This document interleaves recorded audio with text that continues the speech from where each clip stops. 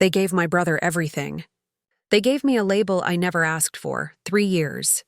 That's how long I've maintained the silence. 3 years since I stopped returning calls, stopped showing up for holidays, stopped pretending that blood alone makes a family. Yesterday changed nothing, but it clarified everything. My brother Daniel was driving through the Willamette Valley with his fiancée, taking one of those scenic routes that Instagram influencers love. He turned down a county road lined with apple trees, their branches heavy with late-season fruit. At the end of that road, past the hand-painted sign that reads Meadowbrook Orchards, he found my gate. He didn't stop. He didn't knock. He took a photo and sent it to our father. Dad called me 17 minutes later. I know because I checked the timestamp before I answered. Old habits die hard. I still document everything. Is that your property, Natalie? His voice had that careful quality, like he was negotiating with someone who might bolt. It is. 47 acres? That's what the county records show. I didn't ask how he knew to check. He's always been thorough when it serves him. That's correct. A pause. I could hear him breathing, recalibrating. The house looks substantial. And those orchards. How long have you been? 3 years. Since I stopped taking your calls. Natalie, listen. I know things have been difficult between us, but this is exactly the kind of thing we should discuss. As a family. Your mother and I have connections in agricultural investment. We could help you scale up, connect you with distributors, maybe even, no, you don't understand what I'm offering here. This could be, I understand perfectly. You want access to something I built without you? The answer is no. I ended the call and stood on my porch for a long time, watching the afternoon light filter through the apple trees. A breeze moved through the branches, and I could hear the hum of bees in the lavender borders I'd planted between the rows. The chickens scratched in their run. The barn cat, a stray I'd named Copper, wound between my ankles. This place, every inch of it, was built with work they dismissed as worthless. Every tree I planted, every fence post I set, every dawn I woke up to labor, all of it happened without their approval, without their money, without their presence. And that's exactly why it matters. If you've lived through this kind of family imbalance, if you've been the one they overlooked while they poured everything into someone else, I want you to know, this is my story of what came after. This is what happened when I finally invested in myself. Daniel was born perfect, or at least that's how my parents saw it. He arrived 2 years before me, and from what I can piece together from family stories and old photo albums, he was everything they'd hoped for. Smart, athletic, charismatic in that easy way that makes adults trust you and other kids want to follow you. I don't remember a time when I wasn't being compared to him. Daniel made honor roll every single semester from 3rd grade through high school. Dad kept every report card in a leather portfolio, the kind you'd use for important business documents. He'd take them out sometimes at dinner parties, showing off Daniel's achievements to neighbors and colleagues. Straight A's again, he'd say, beaming. Never missed one. I made honor roll too, mostly. I brought home A's and B's, sometimes an A- in subjects that didn't come naturally. I remember being in 6th grade, walking through the front door with my report card. 3 A's, 2 A-, and a B+ in math. Dad looked at it for maybe 15 seconds. What happened in math? Not good job, not I'm proud of you. Just that question, loaded with disappointment. It's still a good grade, I said quietly. Mrs. Patterson said I improved a lot this semester. He set the paper down on the kitchen counter and went back to reading the newspaper. Daniel never got a B. That was the refrain of my childhood. Daniel never got a B. Daniel never quit a team. Daniel never needed to be reminded to do his homework. Daniel never caused problems. And there I was, existing beside him like a rough draft next to a published work. The differences showed up everywhere, in ways both large and small. Daniel played varsity soccer from sophomore year on. Dad attended every single game, home and away. He kept a stadium seat in his car trunk, the kind with a cushion and a back support. He'd arrive early to get a good spot on the bleachers, and I'd watch him cheer, his voice hoarse by the final whistle. I joined the ceramics club. It met on Tuesday afternoons in the art room, and I loved it. Mrs. Kowalski, the art teacher, taught us to center clay on the wheel, to feel the way it moved under our hands. I made bowls and mugs, imperfect things with my fingerprints still visible in the glaze. I entered a piece in the county art fair, a vase with a blue-green glaze that reminded me of the ocean. It won second place. I called Mom from the fair, breathless with excitement. "Can you come pick me up? I want to show you something." "Oh, honey, I'm in the middle of grocery shopping. Can you get a ride with someone else?" "We'll celebrate when you get home." Mrs. Kowalski drove me home. Her car had a broken heater, and she kept apologizing as we drove through the February cold. My hands were numb by the time she dropped me off. Mom was unloading groceries when I walked in with my ribbon and my vase wrapped in newspaper. "Oh, that's nice, sweetheart," she said, glancing at it. "Put it somewhere safe. Daniel's bringing friends home for dinner, and I don't want anything getting broken." The vase went on a shelf in my room. No one ever asked about it again. 16th birthdays tell you everything you need to know about your place in a family. Daniel turned 16 on a Saturday in April. Dad took the day off work, something he almost never did. They spent the morning at the DMV, and Daniel came home with his driver's license and a grin that could light up a room. Then they unveiled his present in the driveway, a Honda Accord, 4 years old, detailed until it gleamed, forest green with tan interior, a CD player, everything in working order. Dad had tied a red bow to the antenna. "It's not new," Dad said, clapping Daniel on the shoulder, "but it's reliable. That's what matters. Take care of it, and it'll take care of you." Daniel hugged them both. Mom took probably 3 dozen photos. That night, they threw him a party. Backyard barbecue, friends from school, a sheet cake from the fancy bakery downtown that cost $60. I turned 16 on a Wednesday in October. Mom took me to Olive Garden, just the two of us, because Dad was at a work conference and Daniel had soccer practice. She ordered us both the never-ending pasta bowl, and halfway through the meal, she slid a card across the table. Inside was a $75 gift card to Target. "You can get whatever you need for school," she said, smiling. "Clothes, supplies, maybe some decorations for your room." "Thanks, Mom." She took a selfie of us at the table, our forced smiles frozen under fluorescent lighting. Later, she posted it on Facebook. "Quality time with my birthday girl." 37 people liked it. 5 commented about how lucky I was. That night, lying in bed, I did the math. I didn't mean to. It just happened. The way your brain sometimes catalogs wounds without your permission. Car. Roughly $7,000. According to the Kelley Blue Book estimate I looked up later. Party. At least $500. Maybe more for me. One dinner, maybe $40 with tip. One gift card, $75. The ratio made me feel sick. Not because I wanted a car, though of course I did, but because of what it meant. Because it quantified something I'd always felt but never quite proven. They loved Daniel more. And love, apparently, could be measured in dollars and hours and presents. Daniel got into Stanford. Early decision, full ride between scholarships and my parents' financial contribution. They threw him a send-off party at our house the summer before he left.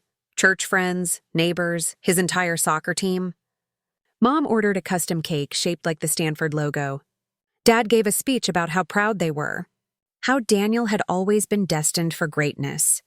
I stood in the corner eating chips and salsa, watching Daniel bask in their pride like it was sunlight. That fall, I applied to 11 schools. I got into 7. My top choice was Reed College in Portland, a small liberal arts school known for its creative writing program.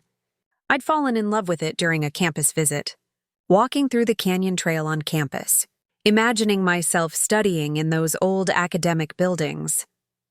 The acceptance letter came in March. I ran into the kitchen waving it, my heart pounding with hope. Dad was making his Sunday pot roast, the one he'd learned from his father. He had that careful, methodical way of preparing it, searing the meat, chopping vegetables into precise pieces, measuring out the broth. I got into Reed, I said, breathless. He glanced up from the cutting board. Where's that? Portland. It's a really good school. They have an amazing writing program. Writing? He went back to chopping carrots. What are you going to do with that? I don't know yet. But that's what I want to study. That's what I'm good at. Mom came into the kitchen, wiping her hands on a dish tag. How much is tuition? I'd memorized the numbers. $62,000 a year. But I got a partial scholarship. It would be about $38,000 a year after that. Plus room and board. The silence stretched out like taffy. That's a lot of money, Mom said finally, her voice carefully neutral. I know. But you helped Daniel with Stanford, and I thought, Stanford is Stanford, Dad interrupted. He set down his knife, and I knew from his tone that the verdict was already in. That's an investment that makes sense. Reed is... He waved his hand dismissively. We've never heard of it. It's actually really well respected. It's one of the top liberal arts. We're not paying for that. The words hit me like a slap. I'd expected some resistance, maybe some negotiation. I hadn't expected a flat refusal. You paid for Daniel's school. Daniel went to Stanford, Mom said, leaning against the counter with her arms crossed. She had that look she got when she'd made up her mind, a kind of pleasant immovability. That's a serious school for a serious future. Reed sounds like... I don't know, Natalie. Liberal arts, writing? Those are hobbies, not careers. But I got in. They accepted me. Don't you want... What we want, Dad said, his voice harder now, is for you to be realistic. You're not Daniel. You don't have his discipline or his focus. Sending you to some expensive school where you'll just drift. That's not good parenting. That's enabling. The kitchen smelled like rosemary and betrayal. I felt something crack inside my chest, something that had been bending for years finally snapping clean through. So what am I supposed to do? There's a state school right here in Salem, Mom said, her voice brightening artificially. You could live at home, save money, get a practical degree. Business maybe, or education. Something you can actually use. I looked at my father, waiting for him to contradict her. Waiting for him to say that he believed in me, that my dreams mattered too. He picked up his knife and went back to the cutting board. State school is sensible. That's what you should do. I left the kitchen before they could see me cry. I went to Western Oregon University. It wasn't Reed, but it wasn't staying home either. I signed the loan papers myself at the financial aid office, my hands shaking slightly as I put my signature on pages and pages of documents. 6.8% interest. Compounding. The numbers made my stomach hurt, but what choice did I have? I worked 2 jobs to keep myself afloat. During the day, I worked at the campus library, shelving books and helping students at the reference desk. At night, I waitressed at a diner called Rosie's, slinging burgers and pie to truckers and students until 2 in the morning. I'd get home, sleep for 4 hours, then wake up for my 8 a.m. class. It was unsustainable, but I didn't know how to stop. Stopping meant asking for help, and asking for help meant hearing no again. Winter term of my sophomore year, I got sick. It started as a cold, just a cough and a runny nose, nothing serious. But I couldn't afford to miss work, couldn't afford to skip shifts, so I pushed through. The cold got worse. The cough settled into my chest like wet concrete.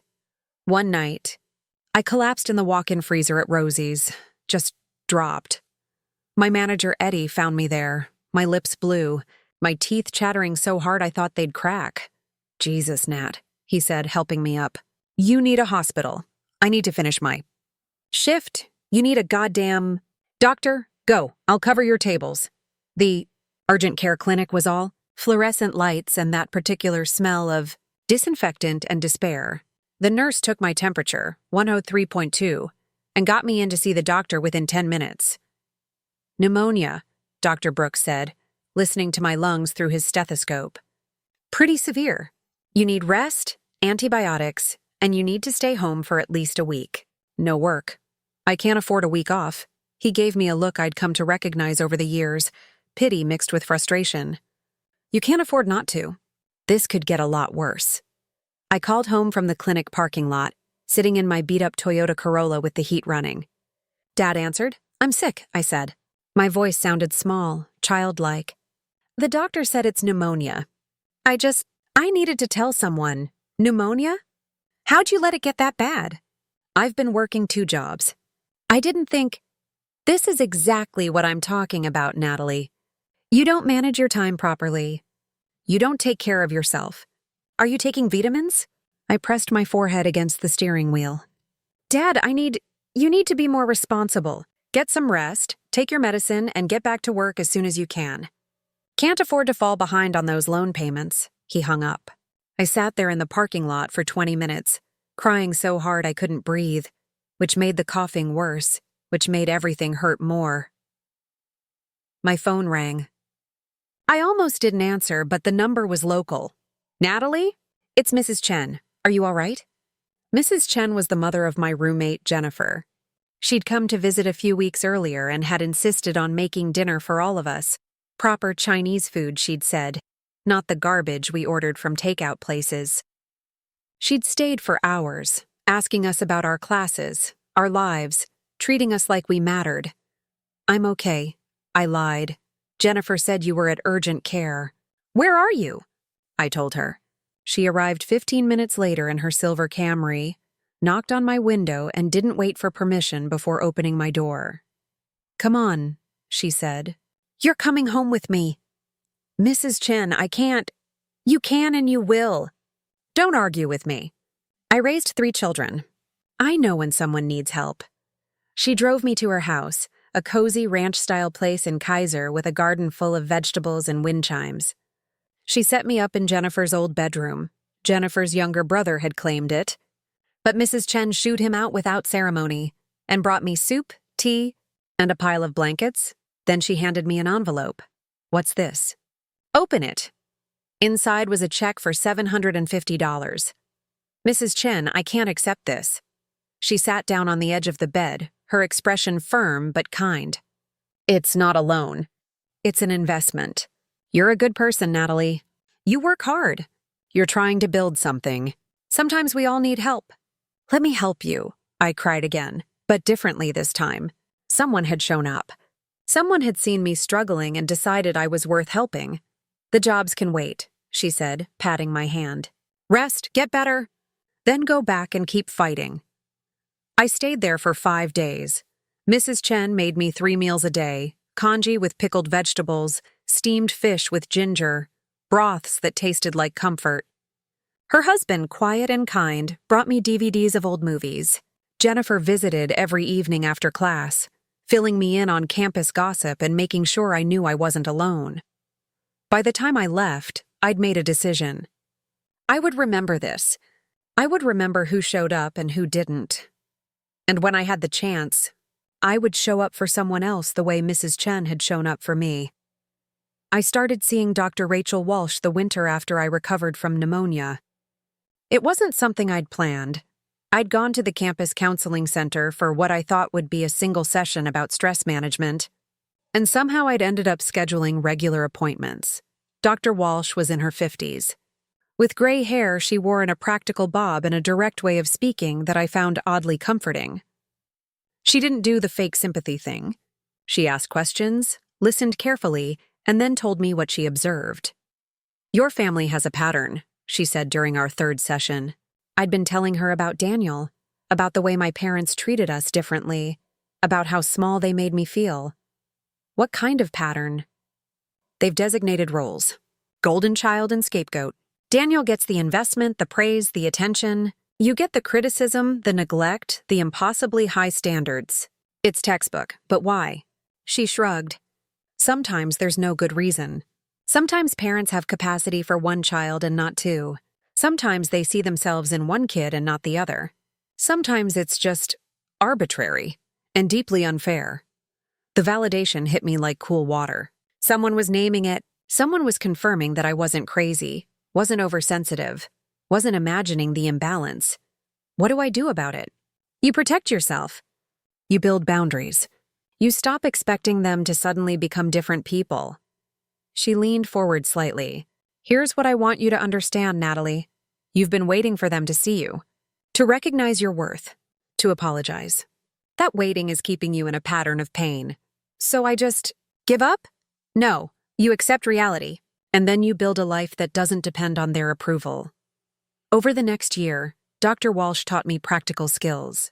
We worked on recognizing the difference between my own thoughts and my parents' voices in my head, what she called internalized criticism. We practiced boundary statements. We talked about the difference between forgiveness and reconciliation. Forgiveness is something you do for yourself, she explained. It's releasing the anger so it doesn't poison you. Reconciliation is rebuilding a relationship. You can do one without the other. She gave me homework. Identify times when I was trying to earn love instead of accepting it. Notice when I was making myself small to avoid conflict. Practice saying no without elaborate explanations. No is a complete sentence, she said over and over. You don't owe anyone an essay defending your boundaries. The work was harder than I expected. Changing thought patterns felt like trying to write with my non-dominant hand. Possible, but awkward and slow. But gradually things started to shift. I stopped calling my parents every week. When they called me, I kept the conversations short. I stopped sharing my achievements with them because I'd learned that they either dismissed them or found ways to make them about Daniel. I started building what Dr. Walsh called my chosen family. People who showed up consistently. Mrs. Chen, who still checked on me regularly. Jennifer and her siblings. A few friends from my creative writing workshop. My coworker Marcus at the library, who became a real friend. I learned to celebrate small victories with people who actually cared. I learned to ask for help without shame. I learned that love wasn't supposed to hurt this much. And slowly, painfully, I learned to stop setting myself on fire to keep my parents warm. 3 years after I graduated from college, Daniel called me. It was unusual. We texted occasionally, superficial stuff, but we rarely actually talked. Hey, Nat, Mom and Dad want us to come for Sunday dinner. Can you make it? I should have said no. I'd been maintaining careful distance, visiting only for major holidays, keeping my life private. But something in his voice made me curious. What's the occasion? Just family dinner. Come on, it'll be nice. I drove the 4 hours from Eugene, where I'd moved for a job at a nonprofit, back to Salem. The house looked the same. Same beige siding, same manicured lawn, same sense of walking into a museum of my childhood. Daniel was already there with his fiancée, Melissa, a perky blonde who worked in marketing. They were on a video call when I arrived, and I could hear them from the entryway. So, we found this amazing place in Ashland, Melissa was saying, her voice bright with excitement. It's perfect. Right in town, walking distance to the theaters, beautiful historic district. Dad's voice, warm and engaged. How much do you need? I walked into the dining room.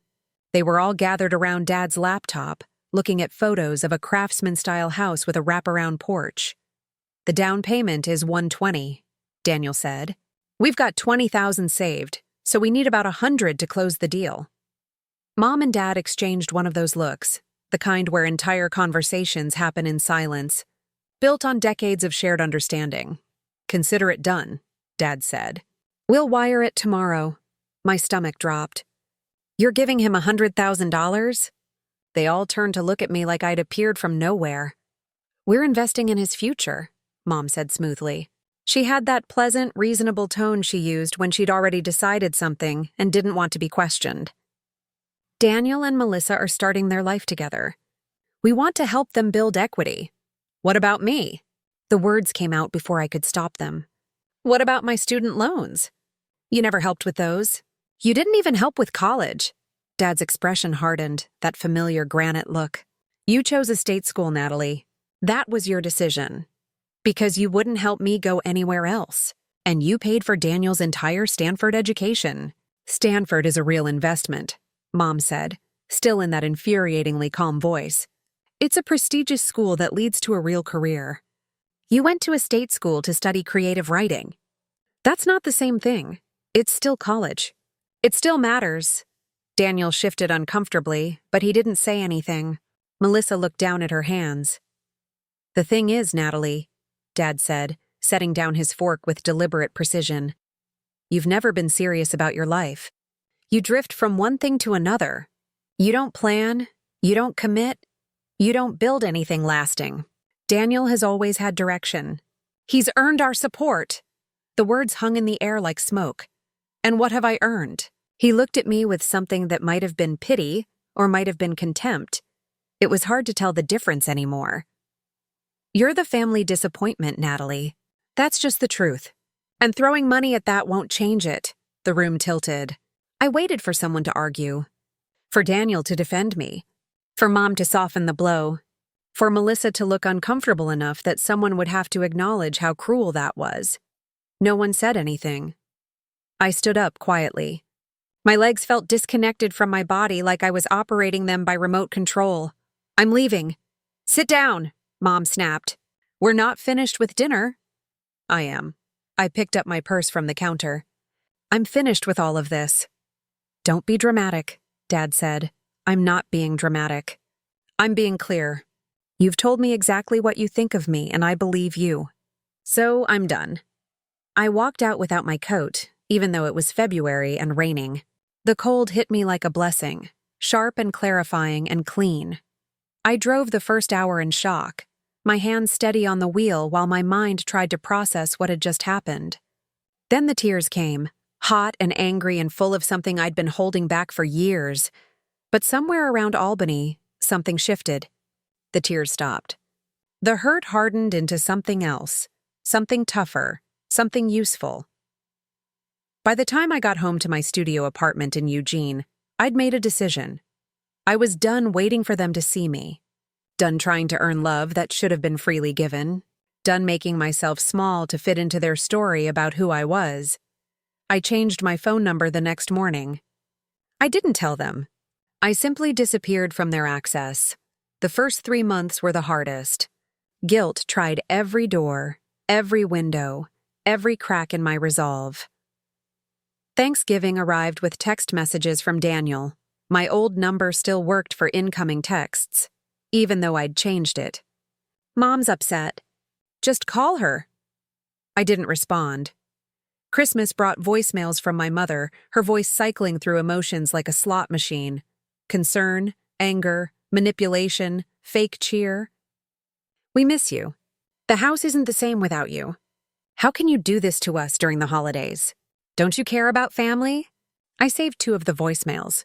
Not because I wanted to listen to them again, but because I'd learned from Dr. Walsh to document patterns. Memory lies. Memory softens things. Paper and recordings tell the truth. I transcribed the worst parts. You're being selfish and childish. Mom. December 18th. This silent treatment is emotional abuse. Dad. December 23rd. You're hurting us on purpose.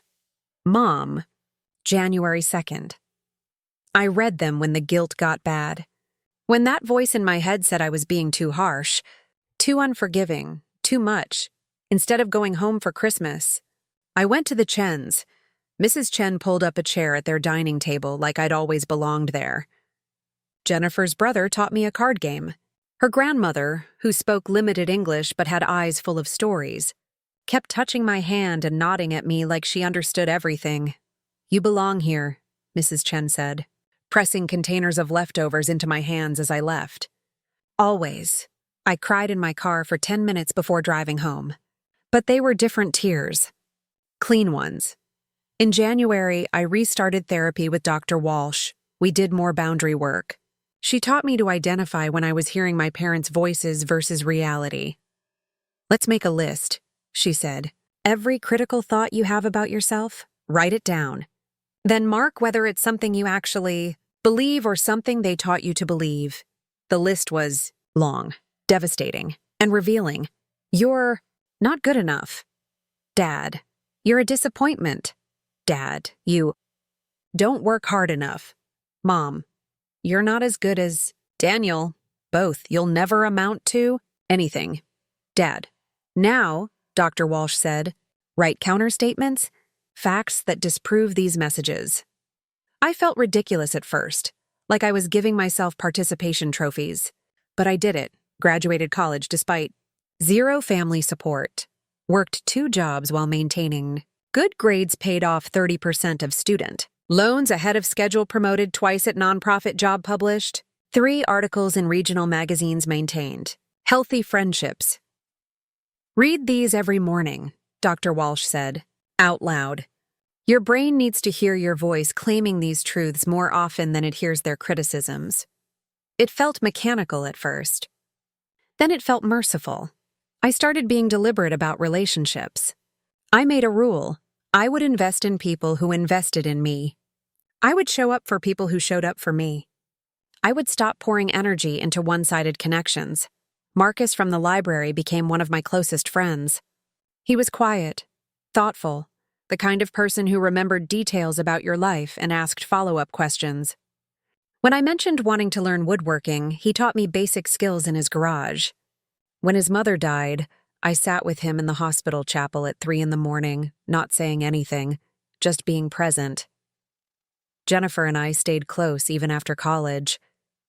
We met for brunch once a month, splitting avocado toast and trading stories about work stress and dating disasters and family drama. She never made me feel broken for cutting off my parents. She just accepted it as necessary. My mom said to tell you hi, she mentioned one morning. Also that you should come over for dinner soon. She wants to try a new dumpling recipe, I'd smile. Feeling that warmth again, the sense of being wanted without having to earn it. I joined a writers group that met at a local bookstore every other Tuesday. 6 of us, ranging from a retired teacher working on her memoir to a college kid writing science fiction. We shared pages, gave feedback, celebrated rejections and acceptances. When I sold my first piece to a regional magazine, a personal essay about working-class students navigating college, they threw me a surprise party. Cheap champagne and grocery store cake in the bookstore's back room. This is amazing, Sarah, the retired teacher said, hugging me. You should be so proud, I was. And I realized something. This feeling, this celebration, this genuine happiness for my success. This is what family was supposed to feel like. My parents tested boundaries constantly. When I didn't respond to calls, they escalated to emails. When I blocked their email addresses, they sent letters. When I returned letters unopened, they showed up at my workplace. I was at the nonprofit, working on a grant proposal, when the receptionist called back to my cubicle. There's a woman here to see you, says she's your mother. My stomach clenched. Tell her I'm not available. She seems pretty insistent. I walked to the lobby. Mom was standing by the window, dressed in her church clothes, pressed slacks and a cardigan, pearl earrings, her hair perfectly styled. She looked small and hurt, her eyes already red-rimmed. Natalie, please. Can we just talk? No, 5 minutes. That's all I'm asking. You had 26 years. You used them badly. We're done here. I'm your mother. Being someone's mother is about more than biology. It's about showing up. It's about seeing them. You never did that. That's not fair. We did our best. Your best included calling me a disappointment to my face. Your best included giving my brother $100,000 while I drowned in student debt. Your best was never good enough. She started crying. I felt that old tug, that instinct to comfort her, to make it better. But I'd learned in therapy. I was not responsible for her feelings. I was not required to light myself on fire to keep her warm. Please leave. If you come to my workplace again, I'll call security. I went back to my cubicle. My hands were shaking, but I felt clear, strong. I'd held the boundary. Marcus appeared at my cubicle door with tea. You okay? Yeah, I said. And I meant it. I threw myself into work. The nonprofit was fulfilling. We helped low-income students access college resources. But I started taking on freelance projects on the side. Copywriting, content strategy, grant writing, anything that paid well and let me build skills.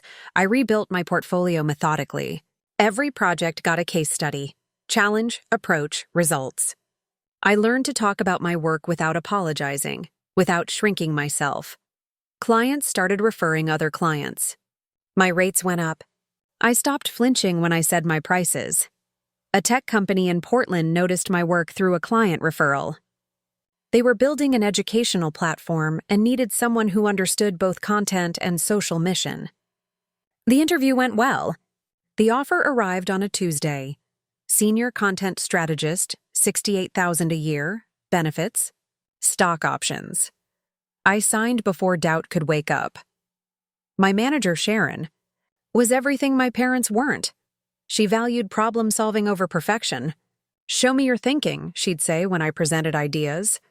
"I want to understand your process." She gave feedback that was direct but kind. She advocated for my promotion. When I made mistakes, she treated them as learning opportunities, not character flaws. A year in, I was promoted to lead content strategist. 18 months after that, I was recruited by a startup focused on agricultural technology. They were smaller, riskier, but they offered significant equity. I spent a week researching, running numbers, consulting with Marcus, who worked in finance, and Jennifer, who'd gotten her MBA. The math was solid. The mission mattered to me, helping small farmers access better technology and markets. I took the job. 14 months later, the startup was acquired by a larger agricultural company. My equity vested. Options became cash, became possibility. The number in my bank account was surreal, $412,000 after taxes. I sat in my apartment staring at the statement for 20 minutes. Then I started researching land. I'd been dreaming about it for 2 years without quite admitting it to myself. Scrolling through real estate listings late at night, imagining what it would be like to have space, land, something that was truly mine. The property was in Yamhill County, about an hour from Portland. 47 acres with a farmhouse that had seen better days, 2 barns, a chicken coop with a caved-in roof, and overgrown fields that had once been orchards. The listing described it as a fixer-upper with tremendous potential. That was generous. It was a disaster.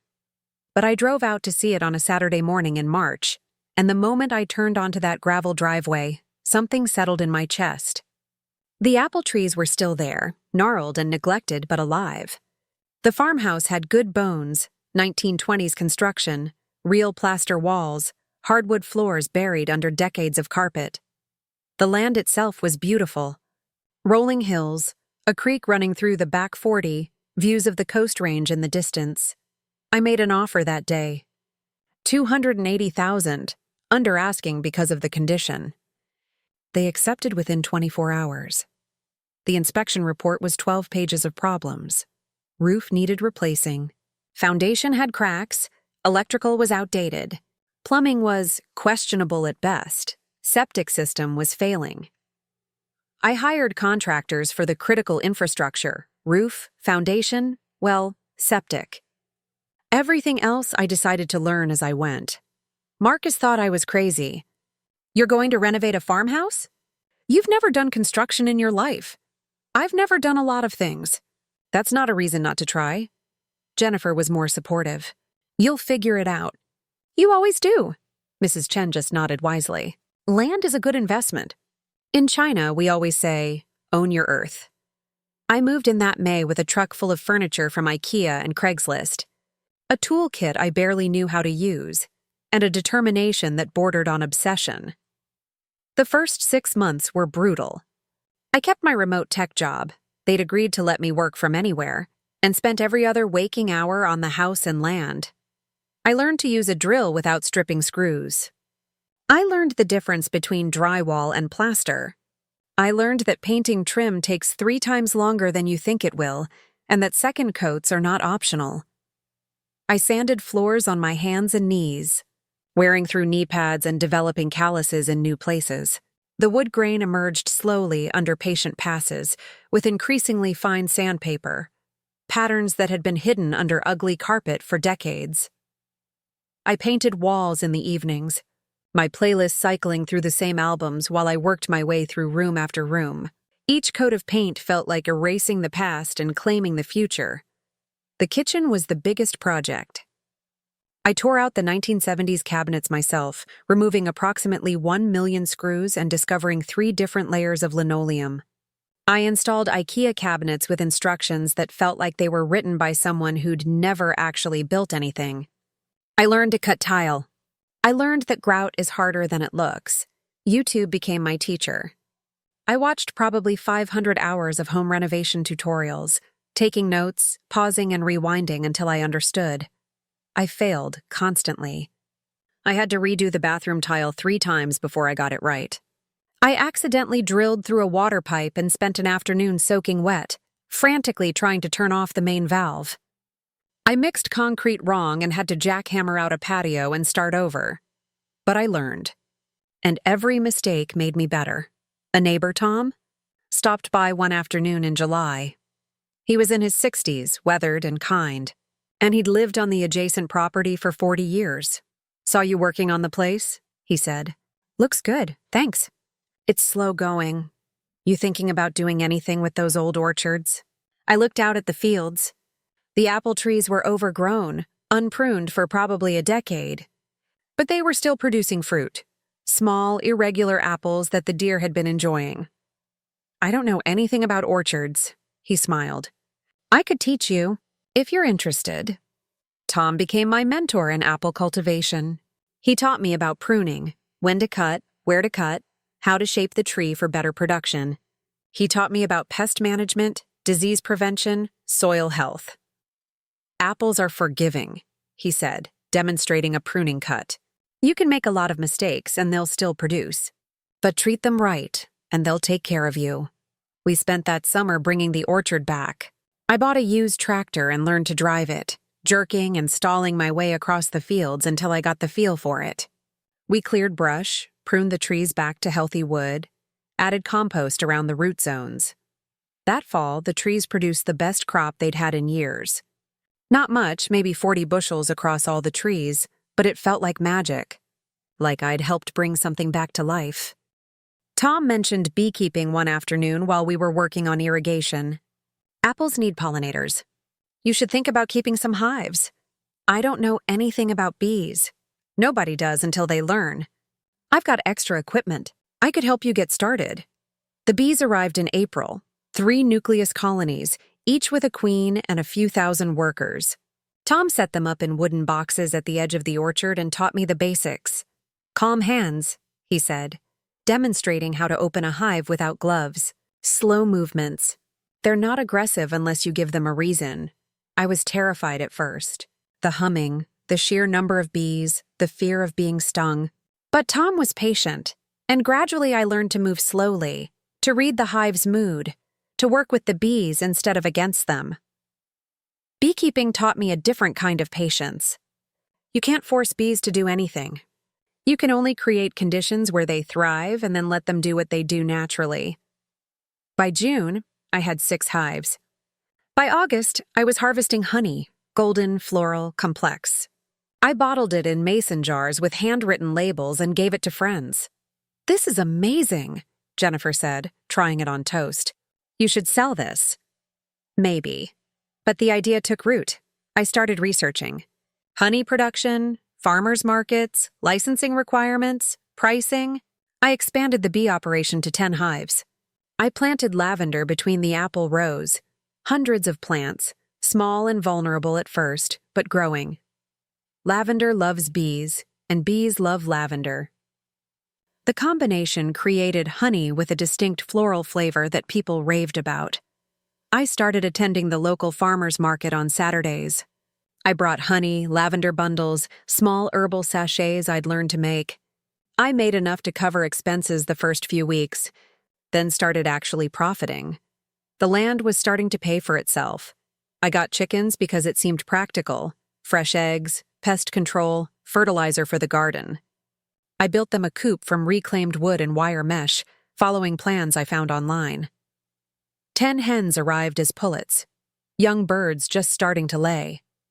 I named them after feminist icons, Ruth, Harriet, Frida, Simone.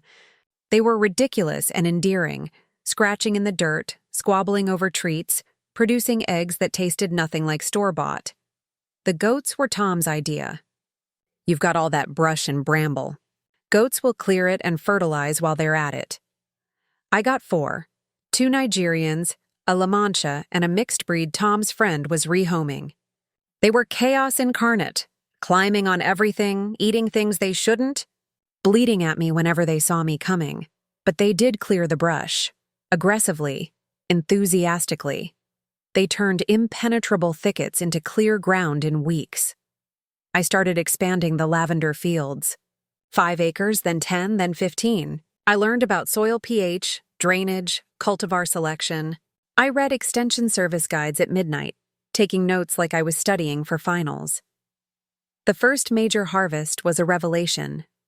Row after row of purple blooms, the air thick with fragrance, bees working every flower. I hired 2 high school students, Emma and Tyler, to help with the harvest. Cut just below the flower, I demonstrated. Bundle them in groups of 100 stems, then hang them to dry in the barn. We worked in the early mornings when it was cool, the dew still on the plants. Emma asked questions constantly, about the plants, about farming, about how I'd learned all this. YouTube mostly, I admitted. And Tom, and a lot of mistakes. This is so cool, Tyler said, wiping sweat from his forehead. Way better than working at McDonald's. I paid them $15 an hour, above minimum wage with flexible hours around their school schedules. When Emma mentioned she was stressed about college applications, I offered to adjust her hours so she could focus. Assats are more important than lavender, I said. The lavender will wait. She looked at me like I'd given her a gift. The harvest paid property taxes that year. The next year it paid for a new barn roof. The year after that, I hired Emma and Tyler for the whole summer. I started offering workshops. Introduction to beekeeping. Growing lavender in the Pacific Northwest. Small-scale farming basics. People drove from Portland to attend, paying $50 for a 3-hour session. I taught them what I'd learned through trial and error. I showed them my mistakes, the failed plantings, the times I'd mixed up cultivars, the hive I'd lost to poor winter preparation. Failure is how you learn, I told them. Don't be afraid of it. Just learn from it. 3 years after buying the property, I requested an appraisal. I told myself it was just for insurance purposes, just to have updated records. The appraiser spent 3 hours walking the property, taking photos, making notes. The house was fully renovated, updated electrical and plumbing, new roof, refinished floors, modern kitchen. The barns were in good repair. The orchards were producing again. The lavender fields were established and profitable. The appraisal came back on a Tuesday. $1.8 million. I sat at my kitchen table, the farmhouse table I'd bought at an estate sale and refinished myself, and stared at the number. I'd bought the place for $280,000. In 3 years, through labor and learning and relentless determination, I'd more than sextupled its value. This wasn't luck. This wasn't inheritance or gifts or family money. This was work, my vision. My hands, I'd built this without them. I'd built it in spite of them. I called Marcus. I need you to help me understand something. Shoot. The farm just appraised for $1.8 million. Is that real? He laughed. Nat, that's incredible. And yes, that's real. Land values in Yamhill County have been rising, but that increase is mostly sweat equity. You did that. I hung up and walked outside. The evening light was golden across the lavender fields. The bees were still working, their hum a constant background music. The chickens were settling in for the night. The goats were lying in the shade, chewing cud contentedly. This place, this impossible, beautiful, profitable place. I'd built it from nothing. I'd built it from silence and boundaries and determination. I'd built it from the ashes of family disappointment. Daniel's call came on a Sunday afternoon in August. I was in the barn sorting dried lavender with Emma and Tyler when my phone rang. I almost didn't answer. We didn't talk often, maybe 3 or 4 times a year. Always awkward, always brief. Hey, Nat. Hey, what's up? So, Melissa and I were driving through wine country this weekend. Took a wrong turn and ended up on County Road 47. My stomach dropped. That was my road, and we saw this place. Meadowbrook Orchards. Is that yours? Silence stretched out. I could hear Emma and Tyler trying not to eavesdrop. their hands still working but their attention clearly on my conversation. "Yeah," I said finally. "That's mine. Nat, it's incredible. The lavender fields, the orchards, the farmhouse looks amazing. How long have you 3 years? Since I stopped returning calls?" More silence. I could hear him breathing, processing. "I had no idea you were doing this." "You never asked." "I know. I'm sorry. I should have." He paused. "Dad wants to talk to you." "No." He saw the photos. Melissa posted them on Instagram. He looked up the property records. He knows what it's worth. Of course he did. Of course my father's first instinct was to check the value, to quantify it, to figure out what it meant in dollars. And he wants to help. He has contacts in agricultural distribution, investment people who work with farm expansions. He thinks, no, Nat, just listen. Daniel, I love you, but no. I don't want his help. I don't want his contacts. I don't want his involvement. He's trying to make things right. He's trying to get access to something successful so he can take credit for it. That's different. Daniel was quiet for a moment. That's really what you think? That's what I know. Where was he when I was drowning in student loans? Where was he when I was working 2 jobs and got pneumonia? Where was he when you all called me a disappointment? He was wrong to say that. We all were, I agree. But saying sorry now, when I've built something valuable, doesn't erase the years when I was worthless to him. Natalie, I need to go. Give Melissa my best. I ended the call and stood there, my hands shaking slightly. Emma and Tyler were definitely listening now, their work forgotten. You okay? Emma asked. Yeah, just family stuff. Your dad sounds like a dick, Tyler said. Then his eyes went wide. Sorry, that was inappropriate. I laughed, surprised by it. No, you're absolutely right. He is. An hour later, my phone rang again. Dad this time. I let it ring through to voicemail, then listened to the message. Natalie, it's your father. Daniel told me about your farm. I'm very impressed with what you've built. I think we should talk. I have some connections that could really help you scale up. Distributors, investors, marketing people. This could be big, and I'd like to be part of it. Call me back, no apology, no acknowledgement of the past. Just straight to business. I deleted the message. He called again the next day. And the day after that, finally I answered. What do you want, Dad? I want to help you. This farm, what you've built, it has real potential. But you're going to need guidance to take it to the next level. I don't need your guidance. Don't be stubborn. I have 40 years of business experience in software sales. Not farming. Business is business. The principles are the same. Look, I know things have been difficult between us, but this is bigger than that. This is about your future. My future that you called a disappointment? That future? Silence. I was harsh. I'm trying to make amends. By offering business advice? That's not an amends, Dad. That's you trying to insert yourself into my success. I'm your father. You were my father. You gave up that role when you chose Daniel over me for 26 years. You don't get to claim it back now that I have something you want access to. Natalie, please. No. The answer is no. Don't call me again. I hung up and blocked his number. A week later, a courier arrived at my gate. He had an envelope, thick and formal, with my mother's handwriting on it. I opened it at the kitchen table. Inside was a check for $100,000 and a note on my mother's monogrammed stationery. Natalie, we should have helped you with college. We should have supported you the way we supported Daniel. This is what we should have given you then. Please accept it now. We'd like to be part of your life again. We miss you. Love, Mom and Daddy sat with that check for 15 minutes, feeling absolutely nothing. No gratitude. No vindication. Not even anger. Just a kind of hollow clarity. They thought they could buy their way back in.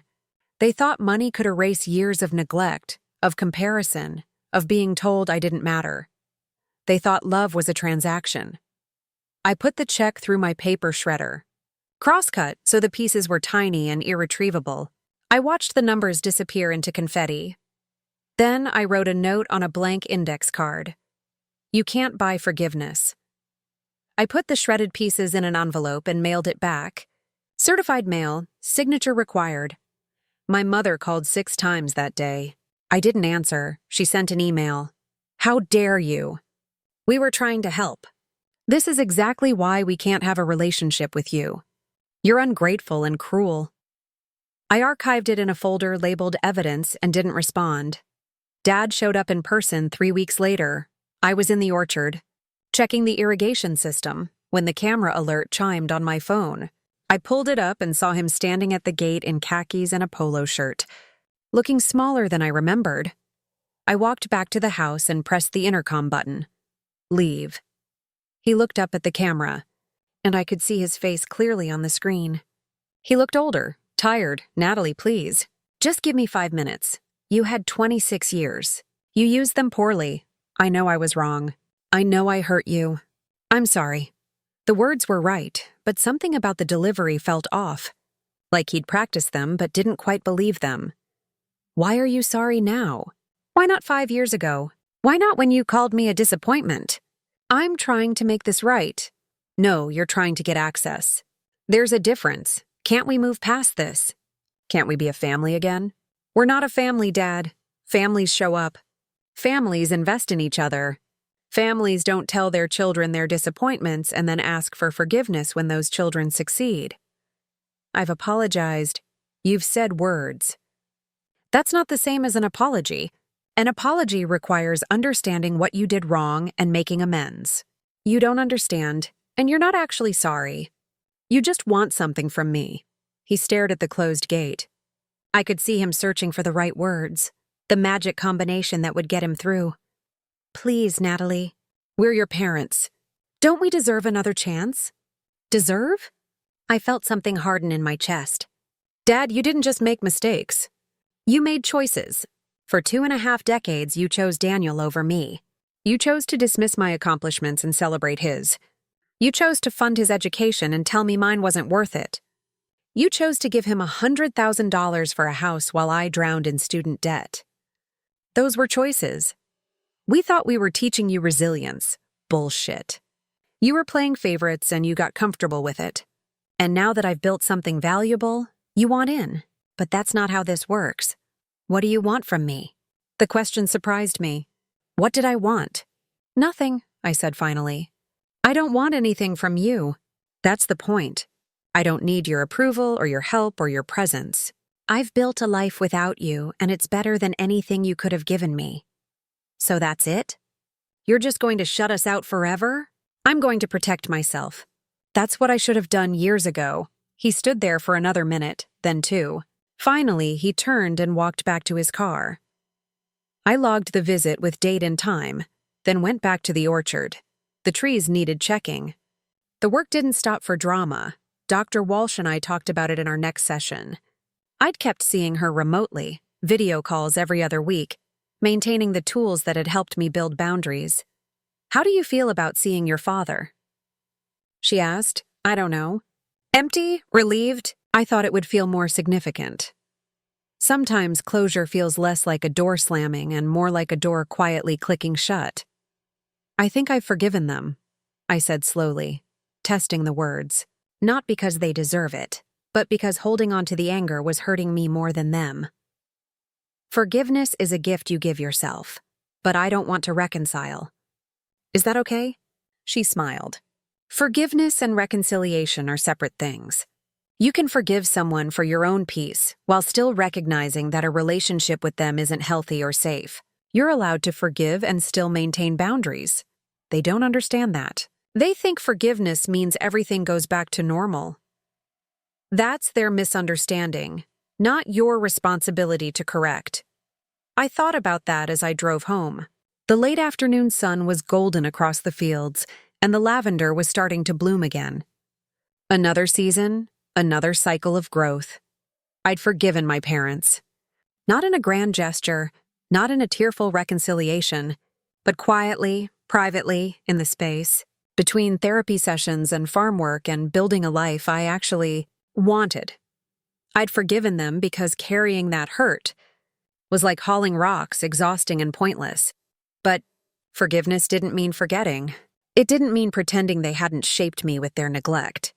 It didn't mean giving them access to the life I'd built I'd forgiven them, and I'd closed the door. Both things could be true.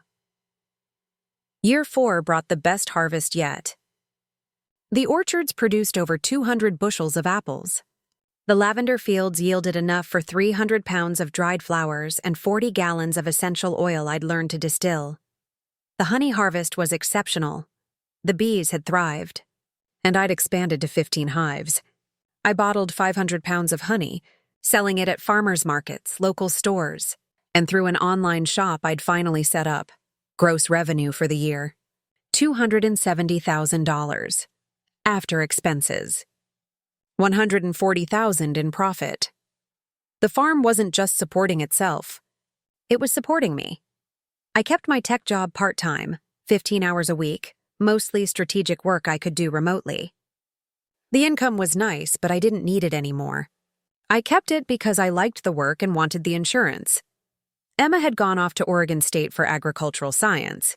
She came back on weekends to help during busy seasons, and we'd video call when she had questions about her classes. "You should teach," she said one afternoon while we were bundling lavender. "Like for real. Not just workshops. You're good at this. Maybe someday."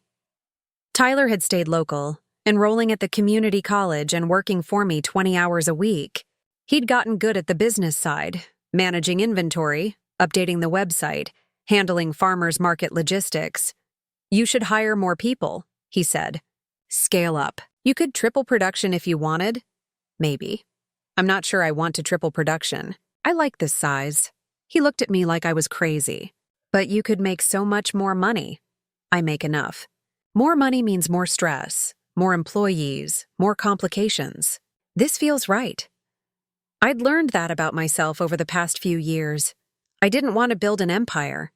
I wanted to build a life. Something sustainable, something beautiful, something that fed my soul as well as my bank account. The workshops continued to fill up. I added new topics: homestead basics, sustainable agriculture 101, starting a farm business. People came from all over: Portland, Eugene, even Seattle. They asked questions that went beyond farming. How did you know this was right? How did you get started? How did you have the courage? I told them the truth. I didn't have courage. I had necessity. My family made it clear I couldn't count on them, so I learned to count on myself. And it turns out that was the best thing that could have happened. Thanksgiving that year, I hosted at the farm. Mrs. Chen came with her whole family: Jennifer, her siblings, her grandmother, cousins I'd met over the years. Marcus brought his new boyfriend and a homemade pie. Tom and his wife arrived with wine and stories. Emma drove down from college with 2 classmates who didn't have anywhere to go for the holiday.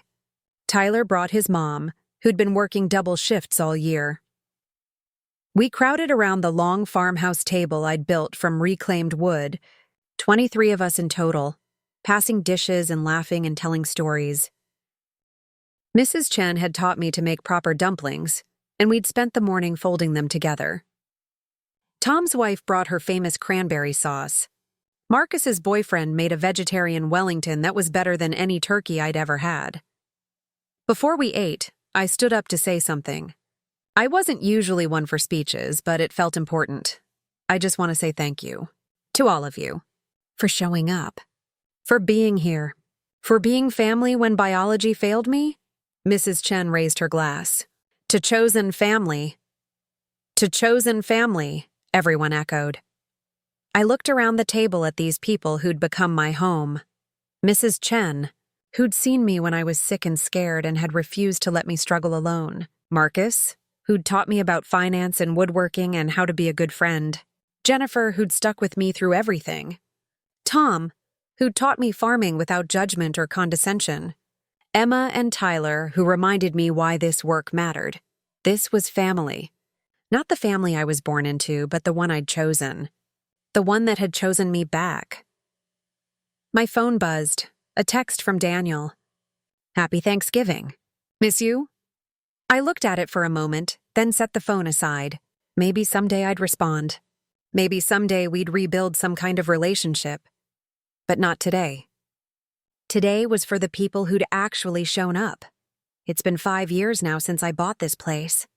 5 years since I walked away from my parents' table and built my own. The farm is thriving. The orchards produce reliably.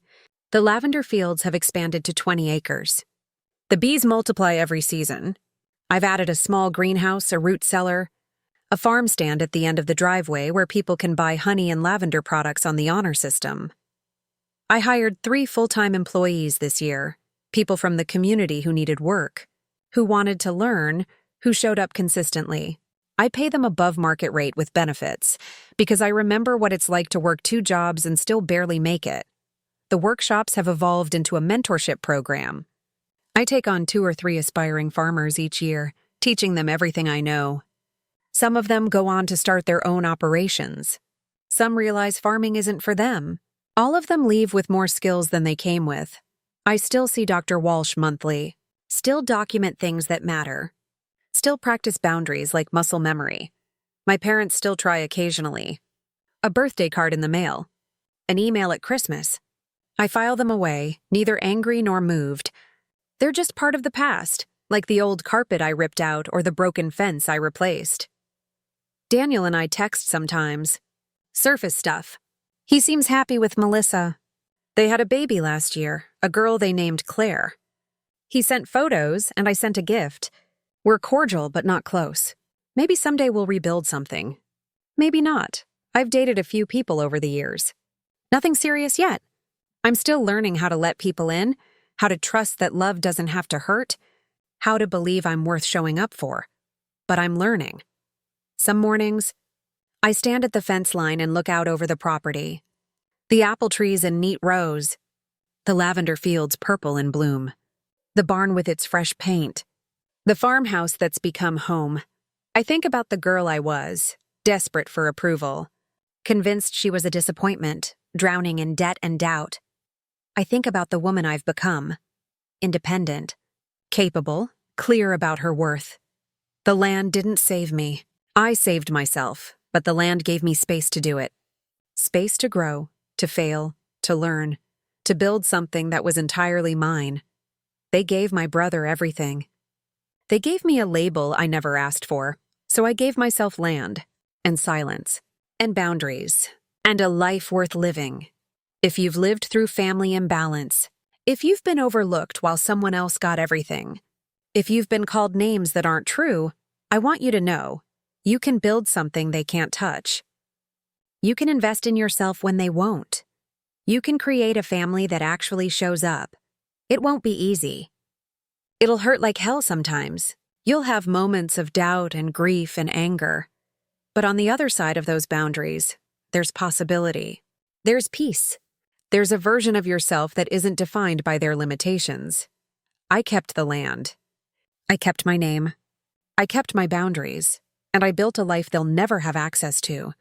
Not because I'm cruel, but because I finally learned that love shouldn't require me to set myself on fire. The bees are humming in the lavender. The chickens are scratching in their run. The apples are ripening on the trees. And I am, finally, at home. If you've chosen boundaries over blood, tell me your story. You're not alone. We're building something better.